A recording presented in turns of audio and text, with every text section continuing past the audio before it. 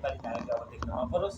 हाम्रो चाहना त्यहाँनिर समृद्ध नेपालको यात्रामा लैजाओस् र लानुपर्छ। नेपालीहरू कोही पनि स्वदेश छोडेर विदेशमा भ्रमण गर्न जाओस्, खेल्न जाओस्, हाम्रो चाहना त्यहाँ हो। त्यस्तो अवस्थामा पुर्याउनुपर्छ। सबैले त्यो मनस्थिति बनाएर आत्मसात गरेर एकले अर्कोलाई सहयोग गरेर जाने पनि हरेक चिज राज्यले त एउटा सिस्टम बनाउने। त्यो सिस्टम भने के हो त भन्दाखेरि फोहोर नफाल भनेपछि त्यो फोहोर फाल्न भयो के कसैले पनि यसले फोहोर नफाल भन्ने भनेर फाले गरेर त्यो फोहोर भावै गऱ्यो नि।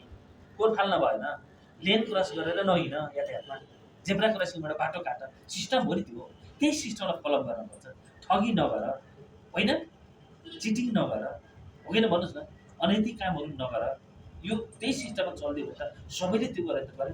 अब तपाईँले पनि आफ्नो चाहिँ तर्फबाट सरकारले पनि गरिरहेछ, तपाईँले गरिराख्नु भएको छ, तपाईँको संस्थाले गरिरहेछ। दुःखी पीडितहरू तपाईँलाई कसरी भेट्ने होला, कसरी सम्पर्क गर्ने भनेर पनि उहाँ एकदम हामीलाई राष्ट्रिय टेलिभिजन महासङ्घ भने टिकटक मार्फत अथवा केशर अधिकारी फेसबुक मार्फत अथवा तपाईँको जस्तो मिडिया मार्फत पनि धेरै ठाउँमा हामीलाई सम्पर्क भइरहेको छ। लगभग काम गर्ने भने त्यत्तिकै आइरहेको छु, मैले फोन अफ गरिराखेको छु, म त्यत्तिकै आइरहेको छु, यो गर्नु पऱ्यो त्यो गर्नु पऱ्यो। प्लानले ठाउँ प्लान ठाउँ मेरो मान्छे अल्पत्र छ, एकजना मान्छे आइरहेको छ, सोच लाग्छ खाएर चाहिँ कहाँ भएको आएर त्यहाँ सुन्दाएर भोटेर बसेको छ। उसले के भन्दा मलाई ठग्ने मान्छेलाई म जसरी मार्छु भन्ने सोच्छ।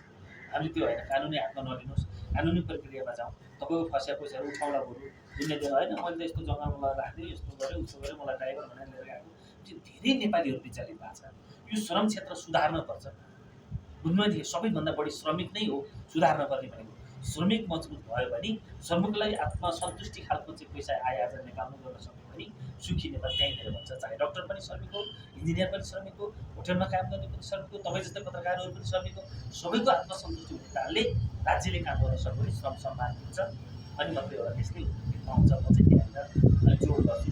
मैले के भनेको छु भने हामीले नेपालबाट जति पनि विदेशमा गएको नागरिकहरू छन् तिनलाई पारदर्शी ढङ्गले मात्रै रेमिट्यान्स भित्राउन सक्यो भने अहिले 17 अर्ब छ भने 14 अर्ब हुन्छ रेमिट्यान्स। जम्मै हुन्डी मार्फत आएको छ, कालो बजारी मार्फत आएको छ। त्यो सिस्टम गर्नुपर्छ।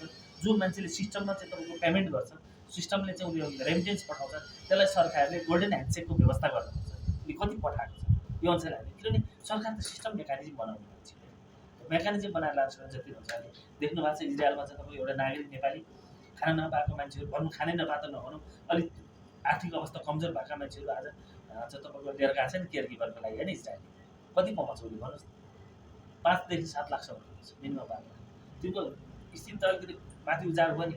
हामी त राज्यसँग के भन्छ भने इजरायलमा G2G मात्रै होइन, तपाईँको नेपालमा आर्थिक अर्थतन्त्र भित्राउनलाई त अरू देशको अर्थतन्त्र भित्राउन त दुबईमा किन पठाउने मान्छे हामीले? एकजना मान्छे पठाएको अब कति कमाउँछ उसले? 45-50 हजार होइन, 100 जना पठाउँदा कति कमायो? तर त्यही इराकमा कम्पनीलाई म्यान पावरहरूलाई दिएर ल आफ्नै कम्पनी खोजेर लिएर आएर गर भनेर त्यहाँ पठाइदिउँ त 20,000 25,000 30,000 मान्छे कति आर्थिक रेमिटेन्स भेट्छ। हामीले सिस्टम यस्तो खालको सिस्टम बनाउनुपर्छ। युरोपमा सहजै ढङ्गले लाने, गभर्मेन्टको तर्फबाट लाने त्यस्तो पनि वातावरण बनाइदिनुपर्छ हामीले। अनि हामी आत्मनिर्भर भइसकेपछि हाम्रो राज्य साफै के भन्छ नि आर्थिकमा सम्पन्न भइसकेपछि स्वदेशमै सबै चिजको व्यवस्था गर्नुपर्छ भनेर हामीले चाहिँ पटक पटक भनेका छौँ। मुख्य कुरो त श्रमिकको नै आवाज उठाउनुपर्छ। आवाज श्रमिकको आवाज बुलन्द। तपाईँलाई थाहा छ यो देशमा मिनिमम तलब 9,000 19,500 थियो।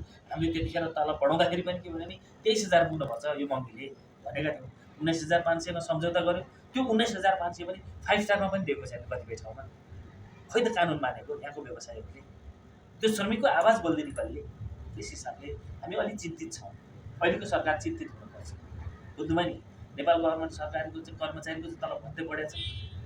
अन्य प्राइभेट सेक्टर काम गर्ने मान्छेहरू कसले बढाइदिने? त्यसको विषयमा हाम्रो प्रश्न हो। बढाएको तलब कतिखेरबाट लागु हुने त्यो प्रश्न हाम्रो हो। सामाजिक सुरक्षा कोष कहिले पाउने नागरिकले? त्यो कुरा हाम्रो हो, होइन भन्नुहोस् न। एउटा म यो देशको नागरिक हो भनेर चाहिँ छाती फुलाएर श्रमिकले कहिले काम गर्ने? त्यो हाम्रो प्रश्न हो। 8 घन्टा मात्रै काम गर्न पाउनुपर्छ। इन्टरनेसनल रुल्स अनुसारले 8 घन्टा काम 8 घन्टा आराम र 8 घन्टा मनोरञ्जन भनेर छुट्याएको छ। त्यो चिज यहाँको नागरिक कहिले गर्ने? यहाँ त यस्तो अवस्थामा पुग्छ। त्यस कारणले यो सबै चिज अब सिस्टममा गर्नुपर्छ। व्यवसाय गर्न नि हामी आग्रह गर्छौँ, रिक्वेस्ट गर्छौँ।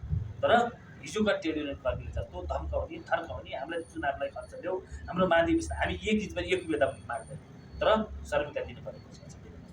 विदेशमा परेको श्रमिकहरूलाई म्यान पावरहरू मार्फत त्यत्तिकै ठगिराखेको छ। तपाईँहरू नगर्नुहोस्। मान्छे बेचेर तपाईँहरू पैसा कमाउने नगर्नुहोस्। सही ढङ्गले मान्छे पठाउनुहोस्, सही काम लगाउनुहोस्, नेपाली नागरिकको उद्धार गर्नुहोस्। हस्, समय धेरै धेरै